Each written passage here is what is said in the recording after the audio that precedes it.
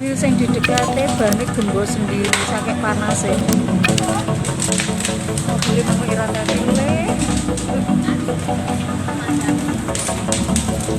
Allah. Syederun markas Polres Kediri Kota di Jalan KDP Slamet Kabupaten Kediri, Jawa Timur terbakar pada Senin 27 Juni 2022 petang. Diketahui asal-muasal penyebab kebakaran yang terjadi di Polres Kediri Kota tersebut akibat korsleting kabel AC. Petugas pemadam bergerak cepat melakukan pemadaman api, sementara para anggota melakukan penyelamatan terhadap barang-barang yang ada di Mapolres Kediri Kota. Kebakaran itu terjadi pada bagian bangunan sisi selatan Mapolres yang terletak di Jalan KDP Slamet.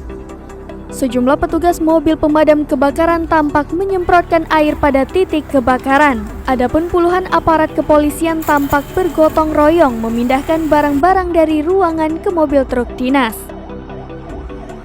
Ahmad, seorang saksi mata mengatakan, peristiwa kebakaran itu pertama kali diketahui pada pukul 15.30 waktu Indonesia Barat.